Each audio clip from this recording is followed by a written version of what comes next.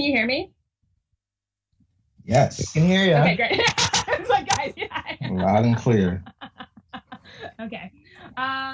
So I am so excited to be here moderating the Brave New Worlds panel. My name is Patrice Caldwell. I'm the editor of Phoenix First Must Burn right here.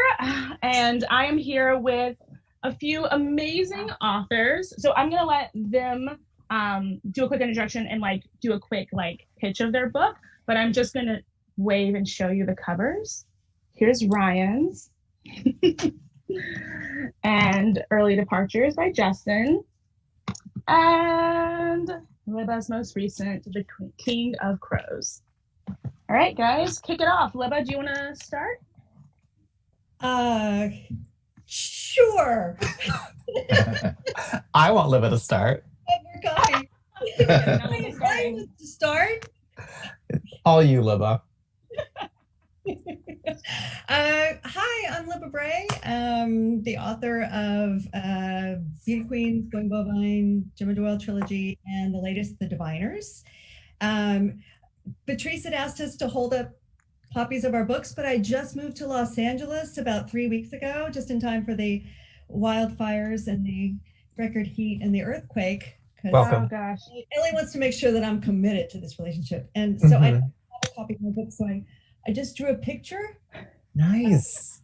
Yes. What happens when you get art funding, clearly. That's the best. The Diviners is a series that's set in 1920s New York mostly, and it is 4 books. And it's about a group of teens who have supernatural powers and who are going to be facing off against the titular King of Crows. And as I say, it's an American ghost story because we live in a haunted house.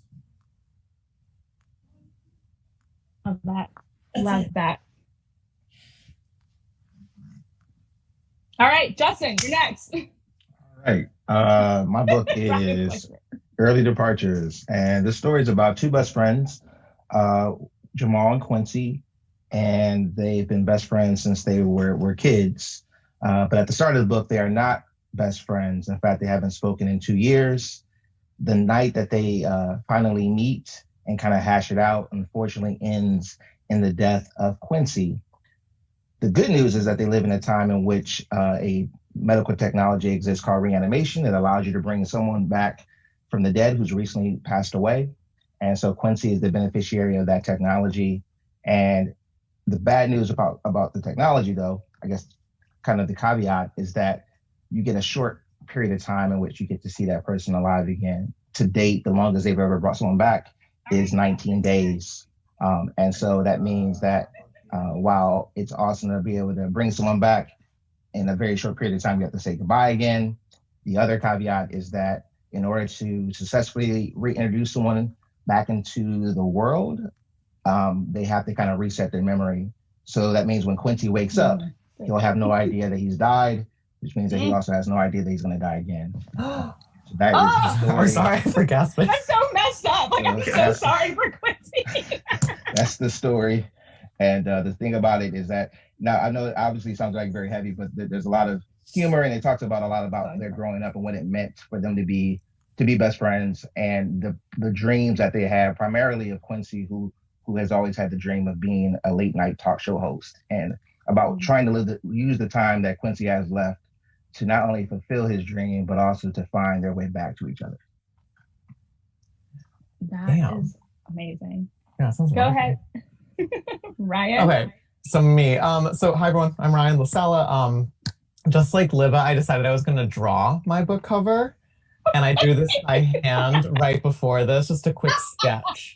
Wow, that's so accurate. It almost looks like your book cover. Yeah, and I even got like the Barnes and Noble sticker. I am really talented, and if this book thing doesn't work out, I'm just gonna go into like home decor and hand painted novels, I think. Anyhow, this is Reverie. This is my young adult fantasy novel, and it's about a young kid named Kane Montgomery. He's young and like queer and like this like bookworm growing up in Connecticut, like totally alone. And it's about him sort of like discovering that somebody's tampered with his memories, and previous to this, he was leading this like double life as a kid with superpowers. And he was in the middle of a battle against a drag queen sorceress for the creative rights to reality. Because this drag queen sorceress is basically trying to harvest people's dreams, their reveries in the book, and use that material to like collage a new version of reality to overwrite Connecticut, the state.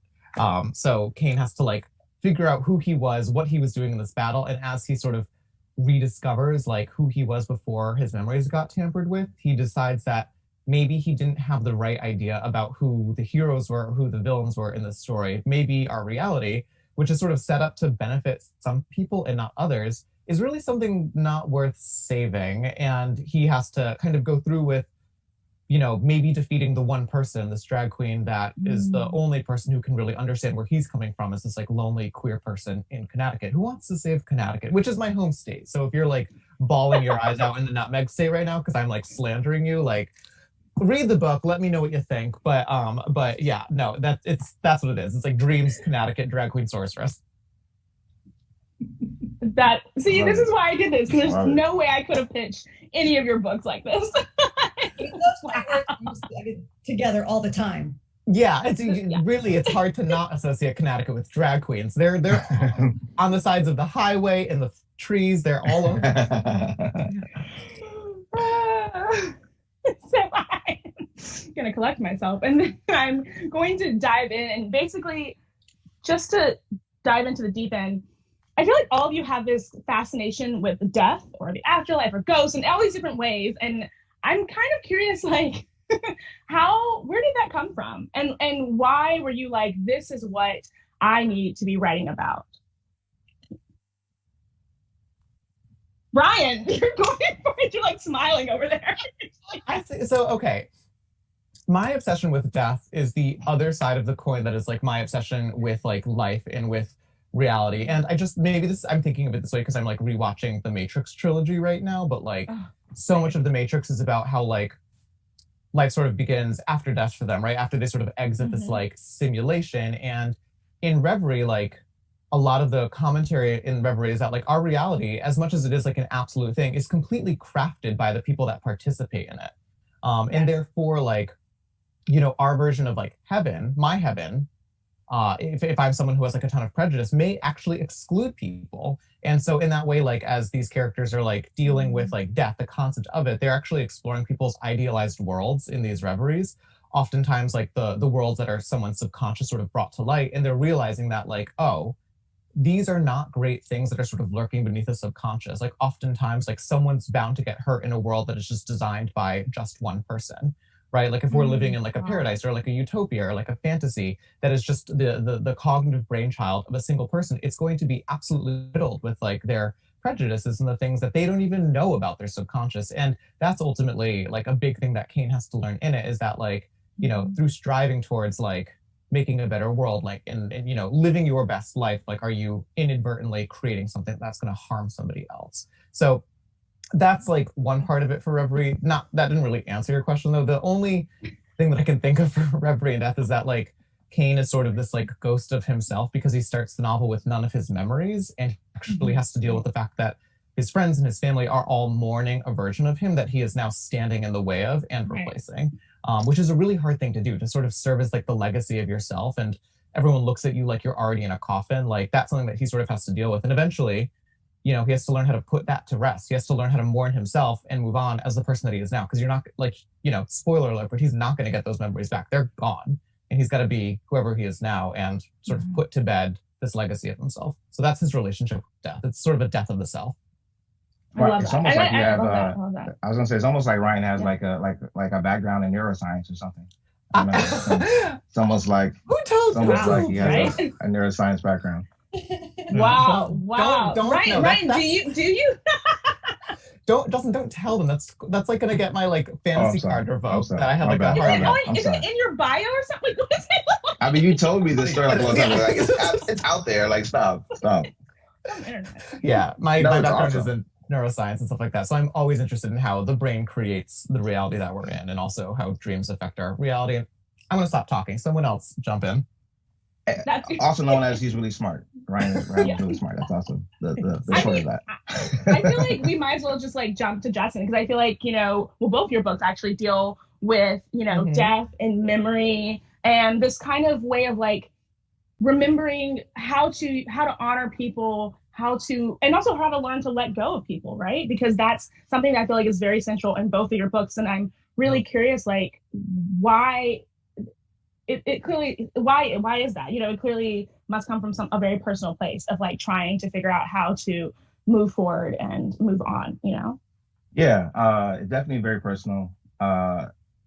For people familiar with my first book, Opposite of Always, that book was predicated on the loss of three people in my life. One was a patient. I was a registered nurse in hematology and oncology prior to becoming a full-time writer. And so part of that book was dedicated to a patient of mine that I lost, a 24-year-old patient. I should say the world lost. And then my best friend and my aunt, who was like a mom. I lost them all in a very short period of time. And that book was kind of like born of that, I guess, of that pain, and also just trying to figure out a way to kind of, it was therapeutic for me to sort through my own ideas about what death was, versus like how I was raised and taught to believe.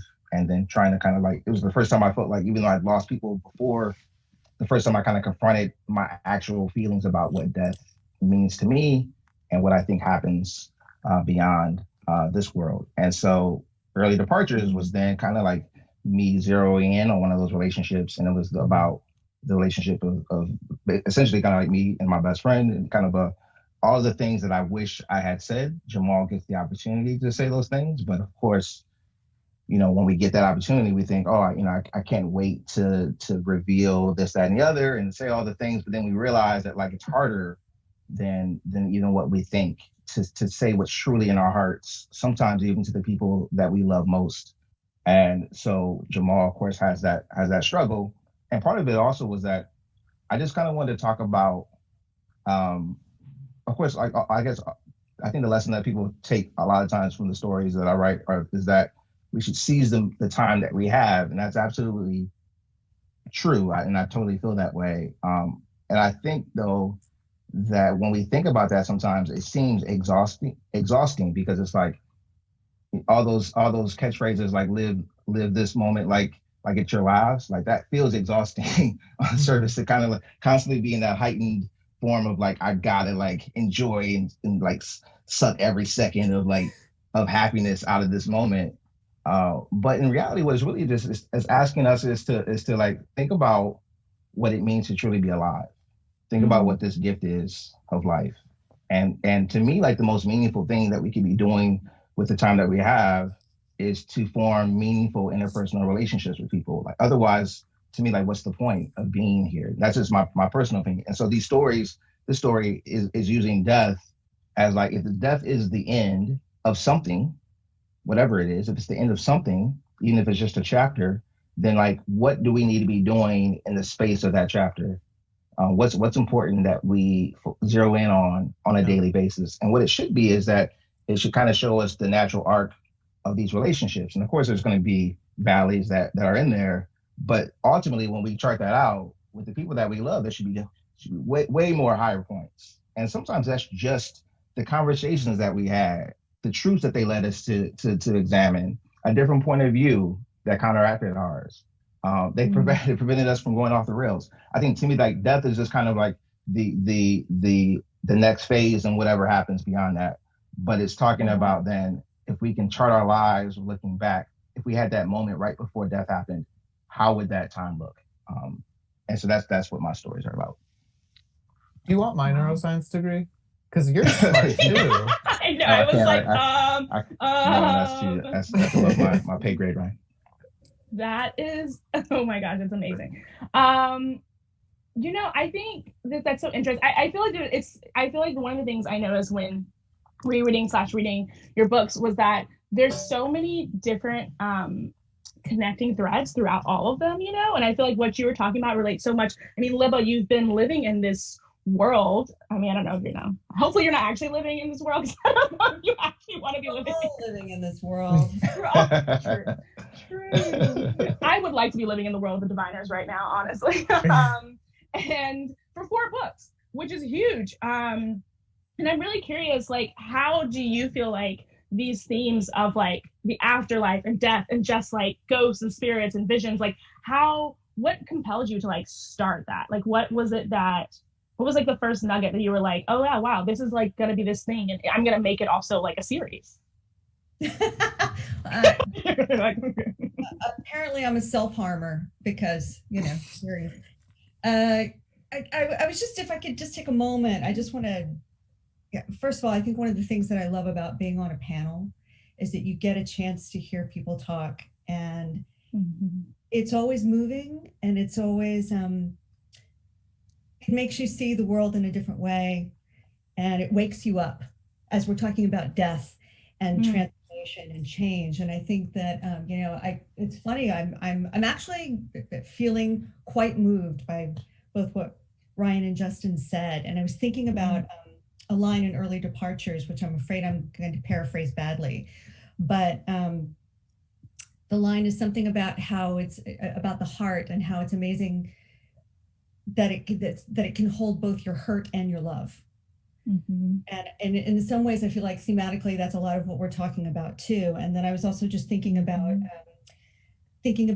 dreams as like both in a way, little death and also little awakening. Oh, I love that. And also thinking about language. I mean, Ryan's language is dreamlike.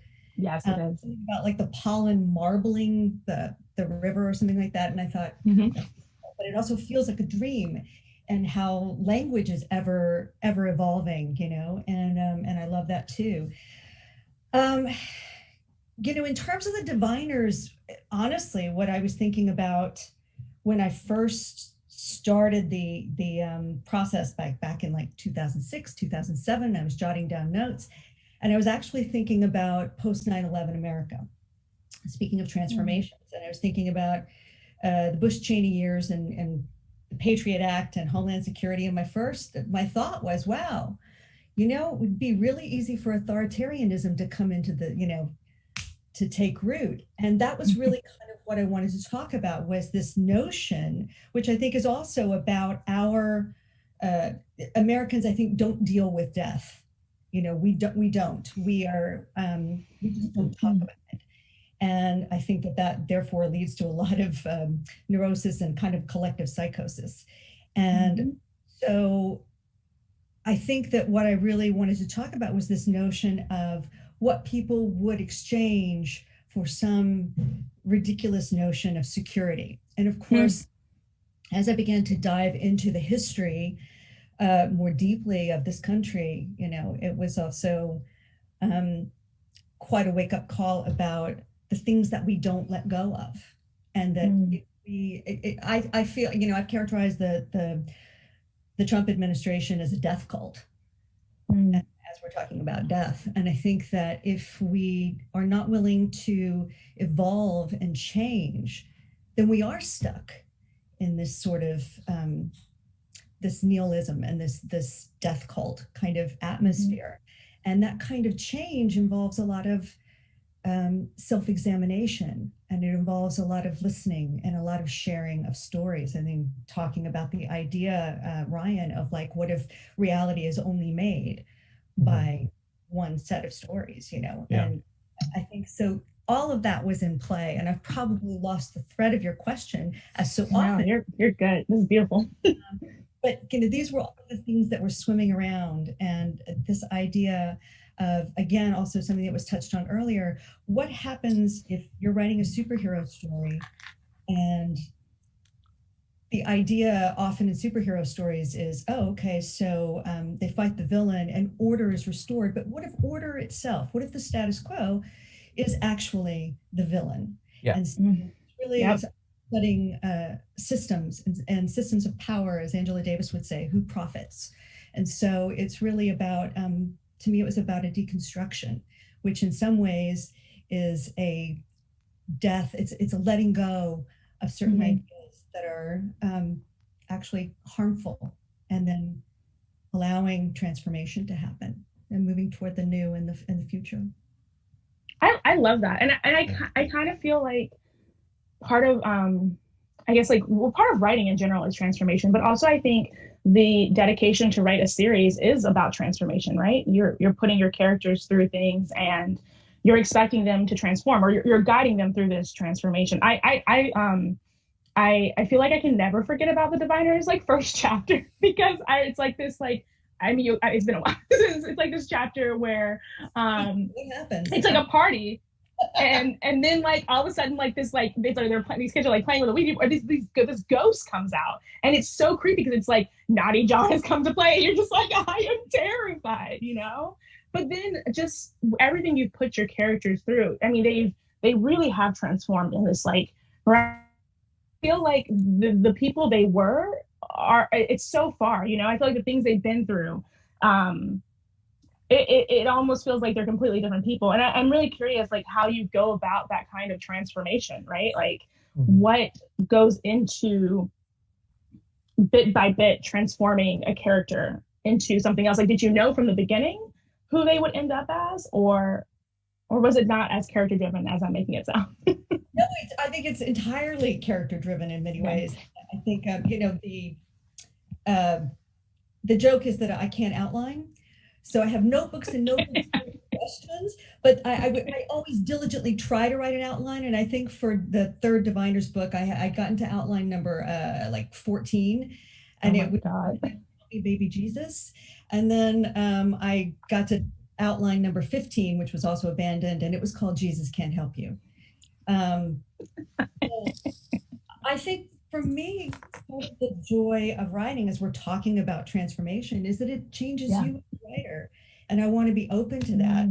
And there's so much, it's not just the characters who are questioning things. I'm questioning things as well. And so I always say that it's a little like modern dance, you know, like you're doing these same steps. And then someday your arm does something funny and you're like, wait, what is my arm doing? And then it becomes like, you know, and then you kind of get used to that and you're like, wait, why is my arm doing that? And then it becomes, is this even my arm? And eventually it becomes, what is an arm? And that's the place I like to get to in the writing. What is an arm? Because then it's like, okay, all right, here we go. So I guess what I would say is that I just really leave myself open, and I question the status quo always. I just keep digging, and I'm really grateful to have a great therapist. Amen to that. Great. I have a question. Did you know it was going to be 4 books when you started? I wanted it to be 6 books, and everybody staged an intervention. They were like, That's good bargaining, though. Most people get like 3. You got 4 for 6. That's good. That's very. Nowadays it's like almost like 2. Like Yeah. it's only duologies nowadays. It's that. I feel like I know someone. I've known people who've been like, "Yo, this is a 3-book series," and they've been like, "How about 1?" And you're like, "I guess I'll just take 300,000 words and make it." Can it be 300,000 words? Yeah, the Reverie omnibus coming to shelves. All 3036. You know, that's actually a perfect segue. And I actually was wondering, would you ever write more Reverie? Would there ever be like a Reverie universe? Oh, absolutely. I would. Thank you, Patrice. So yeah, like finally, the question I've always it begins with number. Yeah. So I hope my editor's listening. So Reverie actually is a story that I started in high school in response to a lot of like the YA that I was being handed, because I was reading like more. Yeah, so I was reading like I just couldn't believe that like there were no queer people in YA. Like how come the boys sparkled in like Breaking Dawn, but they didn't make out with one another? Like that didn't make any sense to me whatsoever. I was like, someone's made out of glitter. This is crazy. So I like couldn't make sense of this. So I started Reverie as like this like far-flung vast world, and eventually like started writing it, and but it just, because it was so gay in my mind, I just sort of included every like indulgence I was not seeing in books. I didn't think it was going to get published, and so I made it, you know, completely as weird as I wanted it, and then eventually it turned into like actual story. And the thing that ended up getting published is sort of like it's basically like the prologue of this like much larger thing that I mean, eventually I would love to do, but I needed to introduce the idea of a person's subconscious being able to kind of produce and impose itself upon reality. And so that's what the first, well, that's what Reverie does. Like that's what Reverie seeks to do, is basically like, what's that exchange? Like if a mind can't bend reality, who's going to suffer from that and who's going to be able to function in that? And I wanted to introduce a cast of characters who are, they call themselves the others because they sort of need like a genre neutral term when they're in these worlds. So like, you know, where are the others? Because you can't say like, where are the Power Rangers? Because if the Power Rangers don't exist, you're in trouble. So they call themselves the others, but they are all othered in a really specific way. So they sort of sit between worlds. Like Adeline is Black and queer, and Kane is queer and like, you know, really isolated. And we have a girl who gets made fun of for her size. And like, they all have been sort of separated out from the pack of their other teenagers. And as a result, they know how to code switch in a really effective way when they're dropped into these like random reveries. And so that's what the first book is. That's what Reverie is. It's like them sort of exploring that. And eventually I would love to do a ton more in the world. It's sort of, there's an infinite potential that you can do when, you know, your books have to do with worlds that people are just sort of manifesting suddenly. Because if I, you know, this book goes through like Indiana Jones and like a Victorian romance that has like themes of like alchemy in it. And there's like a dystopian novel that it makes fun of. And like, that is just the tip of all of the stuff that I would love to comment on as an author who has never really had the privilege of seeing people, you know, like me in all of these different genres. And a huge like thesis to it is that I want to show queer readers that there's literally no genre in which they cannot, you know, succeed within or be the hero of. And I don't think I'm done doing that. I wrote this book and I'm really happy with it, but I think there's tons more to do. Oh, I love that. Also, like, I just think, you know, one of the things about your book is like, it's just really fun. You know, Reverie is just like a lot of fun. And I think that I feel like all of us agree about this. It's like, it's so often that you get these books and it's like, you know, about queer, it's always about like coming out and blah, blah, blah, you know, and I feel like it's so great that it's like, yeah, you're already like, yes, just give me the fun, you know? And I'm really curious, like, how did you go about that kind of world building? I mean, I'm sure one, it must have been a lot of fun, but also maybe it was kind of a challenge because like anything goes, but also anything goes. This is true. And this I would like to hear from the other panelists too, because like, world building is like, Reverie is sort of like, it's like a smorgasbord of world building because it doesn't have just one fantasy world, and it actually has like 6 worlds that are in it, and one of them is like a mishmash of every single one, so like all the laws are combating one another. But it was fun. Like I am like a professional world builder. Like I lie to myself all the time about the world that I'm already in. Like it's just what I'm doing, but for money, right? Like so having like the opportunity to sit down and like sort of ask myself like to basically make it make sense, right? Like the first Reverie, this doesn't spoil anything, but there's like a giant like lobster made out of magma. It's a giant god that people are praying to. And I was like, okay, I know that I want that. How am I going to arrange like the rest of this like Reverie in order for like that thing to come to fruition? And like, that's such a fun thing to work with. And like, I don't know, I really did have a lot of science to it, I would say, but at a certain point, if I just wanted to go in a specific direction, I'm using dream logic, and so no one can check me, right? Like it's up to me as the author. And so dreams change, they're shifty in that way. And so if you want to write a book that no one can really check you on like the rules of, you should you're welcome to write fan fiction or your own version of it. But dream logic is really handy if you're like me.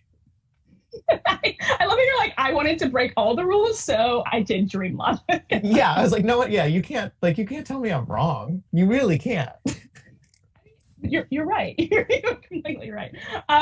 Okay, well, I think related to that, since we're talking about world building, Justin, your books also have this kind of thing where it's like, there's a thing that's happening. There's probably like a better word than thing. What is it, like a system? There's something that's happening, and it's just understood that that is what's happening in this world, right? That's possible in the reality of this world / this book. I feel like in your first book, it was a little bit more like, oh, this thing is happening. And the protagonist at first was just like, what is going on? And in the second book, it's like, oh no, this is actually like an established thing. So I'm really curious, like how you move from one to the other, and also like what were the rules, like, you know, an opposite of always, did you feel like you had to think of rules for like the loops and things like that, or? Yeah, it's a good question. With early departures, you know, I always pitch early departures as like, just for shorthand, as Groundhog Day, if instead of reliving the same day over and over again, you had to relive the same 4 months, except at the end of the 4 months, the person that you love most in the world dies, except it's also funny. And so like that thing, so like pitching that, so that book had its own set of rules. And actually, like, I think what a lot of people don't know, that when I wrote that book, the final version, before I sent it out to agents, was not in chronological order at all. It was like it bounced between timelines.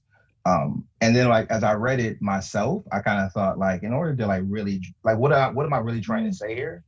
And so I said, in order to like really accomplish, I think the things that were most important to me, the things that were most important, I decided to make it linear in order to build the momentum that I thought you kind of had to exchange in order for those events to work that way, for it to make sense. And so then with Early Departures, I wanted to be like Early Departures is a little bit more, I guess, sci-fi, if you will. Whereas like Opposite is kind of like maybe a little bit more fantastical. With the Early Departures, I knew that I wanted this technology just to kind of be a thing that had been on the cusp for years, and people kind of knew about it and talked about it.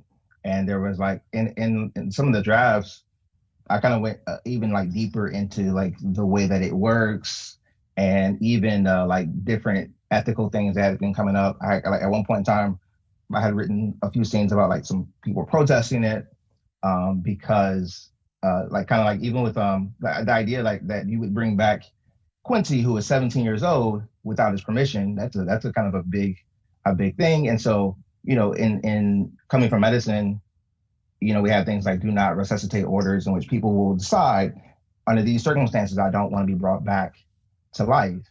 That's not the life that I want to live. And so in one version, I had like written these like do not reanimate orders that people would put and say they didn't want to be brought back under any circumstances. And so I think it just kind of like, for me, I wanted to ground the book in our present day reality, make it seem like it's like it could be happening right this second, because I'm interested in dealing with the world as it is currently constituted, but then saying, if we were to change this one thing about the world, and we're going to speculate about the outcome of that change, where would that put us? Like, where does that one little thread unraveling take us? And in this case, of course, the thread is a little bit deeper because it's about death. And here we have somebody who wants to solve death and unravel death, but like, have we given any real consideration to what that truly means for people to not die, or to have the option of not dying, or for someone to have the option of bringing someone else back for their own reasons, especially because in this case, in order for them to be reacclimated, like I said earlier, you have to reset someone's memory. So I just kind of wanted to play with like the ethics of it.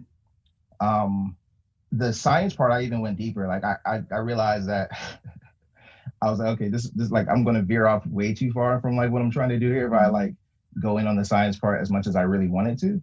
But I'm always just interested in that because I mean this is stuff that's happening in labs right now. People are looking for ways to like reverse engineer death, right? So I think it's not really that science fiction-y in reality. Like it's stuff that's happening, and I think it's interesting too because like you know people are talking about re-engineering death, but then reverse engineering death, but then it's like okay, what other dominoes fall with that, right? Like we still have crazy diseases, or I mean we have things happening right now, right?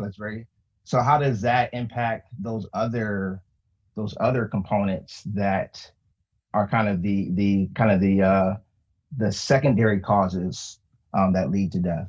So I don't know. I was just interested in all of that. Part of that honestly came from the patient that I talked about in Opposite of Always. She's a person who had sickle cell disease, which you know is a chronically underrepresented disease, not only in literature but just like in culture, and you know it's probably not a coincidence that it's because it primarily affects people of color, especially people in the Black community.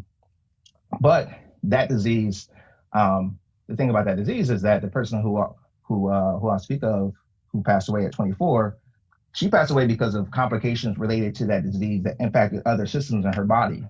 And so I was very much interested in when we have this one thing that is kind of like the chief cause of death, the thing that we think is going to perhaps take someone away from us, how in reality, that like oftentimes it's the things all around it that kind of domino from there. And so when you're talking about trying to examine the real causes of death, and we're thinking about trying to figure out how to solve death, as it were, in reality, you're saying like, how can I eliminate the possibilities presented by almost every aspect of this person's life? Like, how can I stem the tide of eventuality from this cause and effect, this cause and effect, this cause and effect? And so I think to me, it's just interesting because, there's so many different ways that we can leave this earth, most of which are unpredictable. And so it's kind of like, how do you then account for that? And I don't know, I find the idea of like death interesting because so many people, sometimes we're kind of raised, as Libba said earlier, to like not talk about it, right? It's this thing that is constantly lurking over our shoulders in one way or another, whether it be us or someone that we love. And yet we're kind of like living in this thing in which to talk about it, people either think it's because you're afraid or people think that you're being morbid.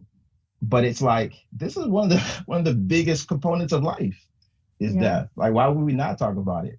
Why would we not look at it in the eyes and say, like, what is it? Why would we not share our ideas about what it means to be alive, to like truly like turn, like, what is life itself? Like, what is life? Like, and that's what death forces us to examine. There's a reason why people get so like laser focused on living their life when they're confronted with the death of someone that they love or something that they love, right? All of a sudden we're like turning life on a spectrum, and we're saying like, what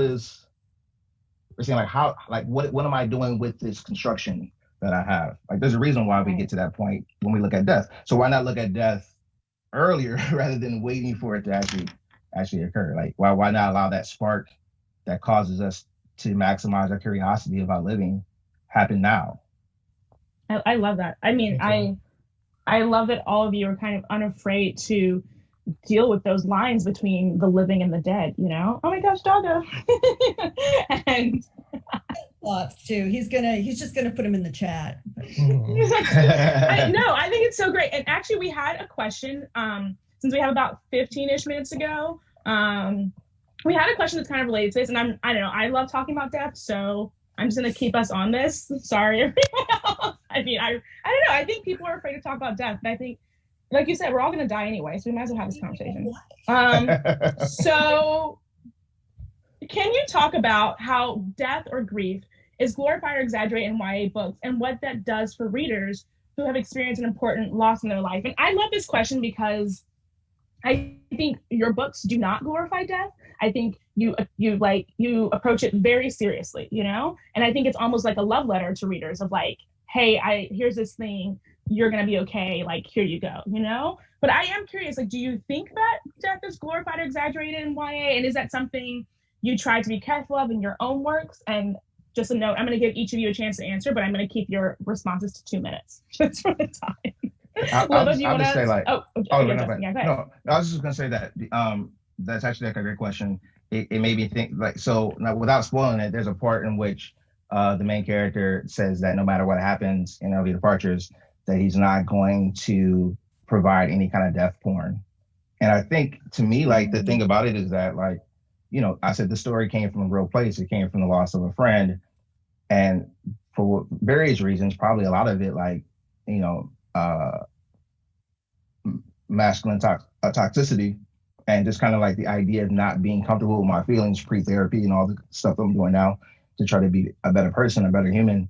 I think that, like, I was like, why was I afraid to tell this person who I grew up with and who I deeply loved that I loved him without the feeling that I needed to, like, somehow make it a joke or like put man on the end or like raise the inflection in my voice because I was uncomfortable with telling him. And mainly not because I was uncomfortable with the feeling, but because I was uncomfortable with, like, how he would respond to that. What would that do to us? How would that change things? Would it change things? And the idea that I think that was even a concern is weird.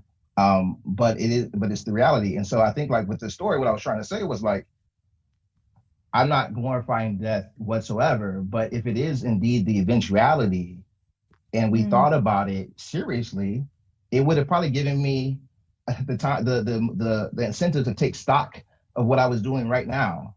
Like, why am I worried about what could happen that in fact didn't get a chance to happen because the death intervened. If I had said the thing that I wanted to say, this book wouldn't even wouldn't need to exist. If I had been able to say the things that I should have been brave enough to say without fear of like repercussions, like what's the worst thing that could happen for me telling someone who is an integral part of my life that I love them deeply? Like what's the worst thing to happen? But yet, why would I be afraid of that? Right? That to me, that part is what I was really examining. And death, because it actually happened, I actually lost my best friend, was like the ticking clock, as it were. In this case, like Jamal gets the benefit of knowing that the clock is running. I knew the clock was running, but I didn't examine it that way. I didn't live life that way. And so now I realize, like, yeah, there's a clock running in the background.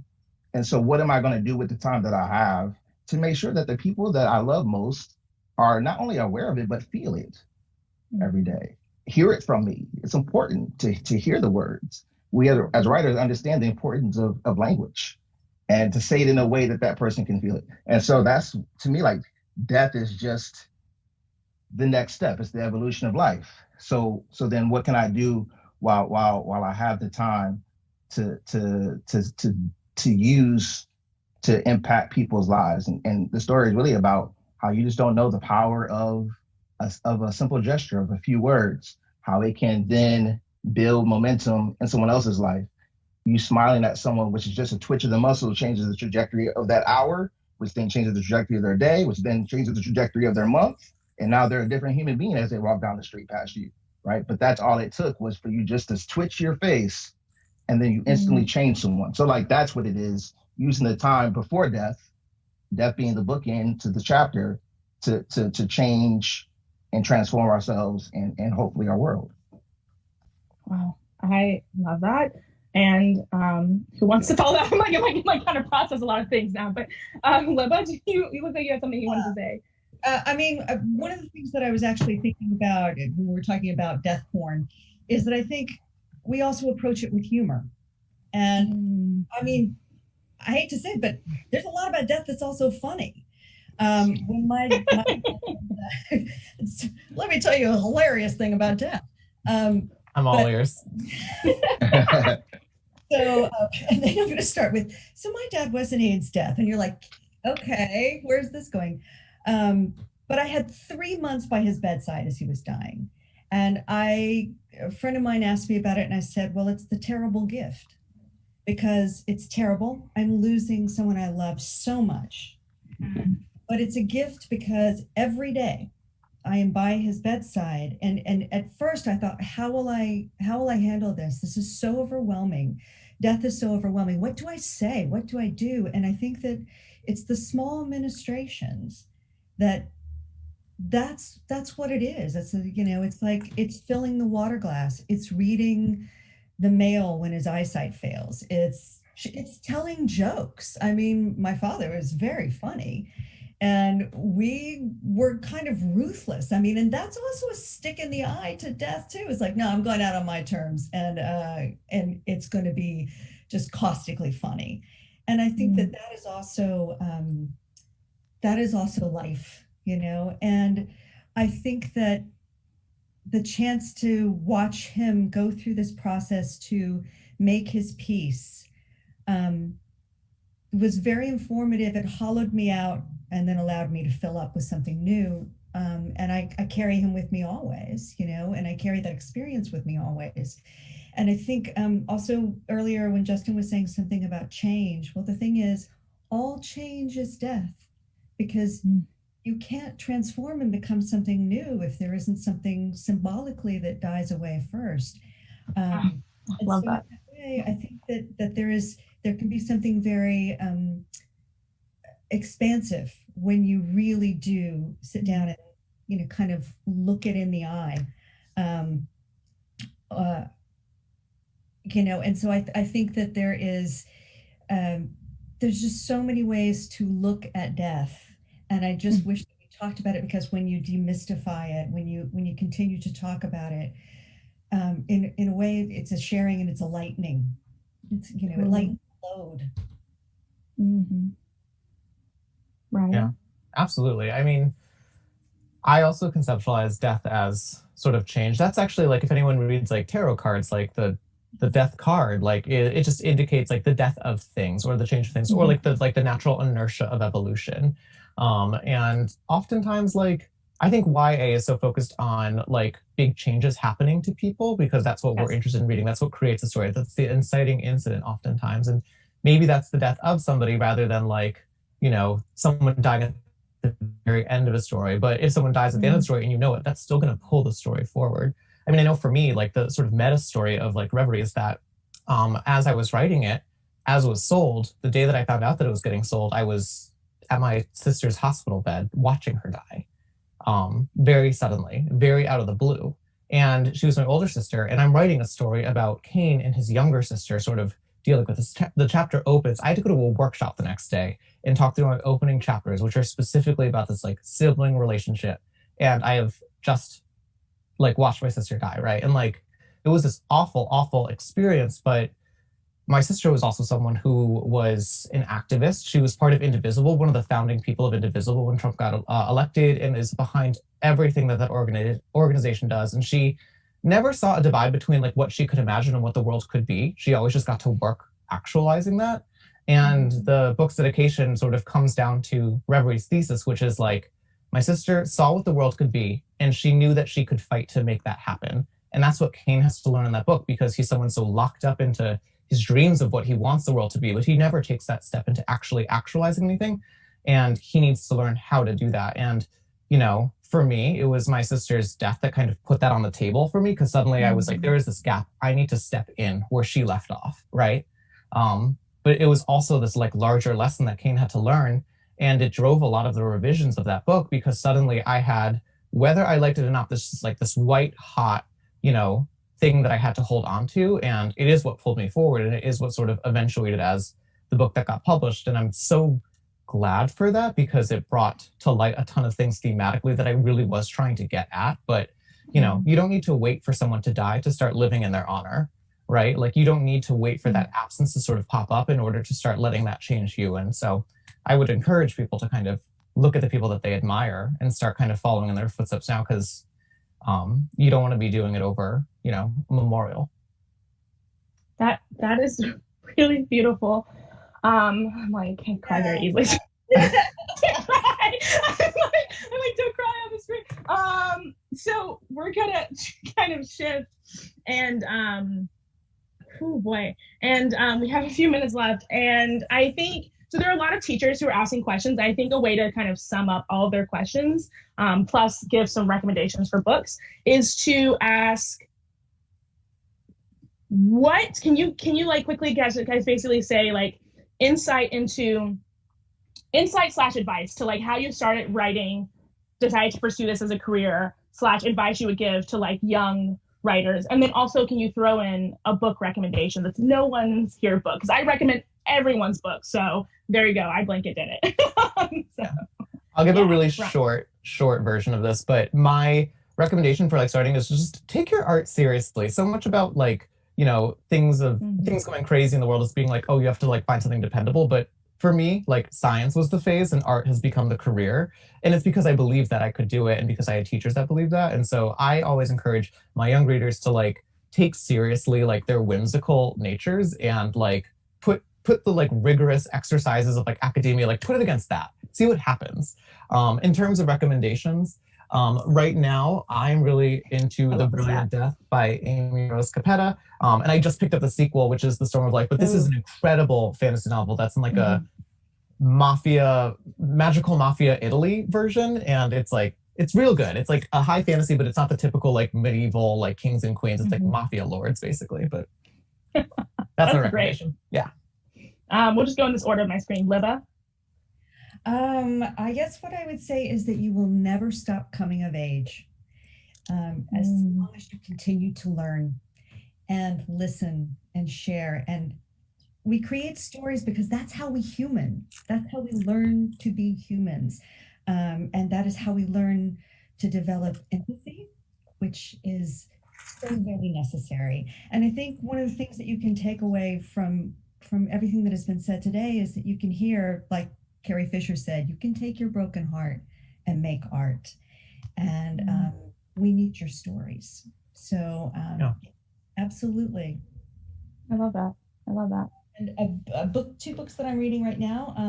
They're adult books, but The World Only Spins Forward, which is about the writing of Angels in America, and What Doesn't Kill You Makes You Blacker by Damon Young, which absolutely wonderful. I cannot recommend it highly enough. Yeah. Justin, close us out. Yeah, I think like the two pieces of advice I always give. The first piece of advice is to trust your own voice. No one is going to have your worldview. No one's going to say the things that you say the way that you can say them. So be proud of your voice. Take stock in it. It is important. And the other thing I would say is to challenge yourself to step outside of your comfort zone. People say don't write the things that you don't know, but I'd say definitely read the things you don't know. And the things that like you aren't drawn to, find someone who loves that thing, ask them for recommendations, and then dive into it without hesitation. The two books that I'm like reading right now, one is The Yellow House. It's about a house in New Orleans and about the history of it, and it's amazing, so good. Yeah. And then Dancing at the Pity Party, just a graphic novel about someone losing their mother. So I would say definitely check those out. I'm in progress on both of those. Okay, awesome.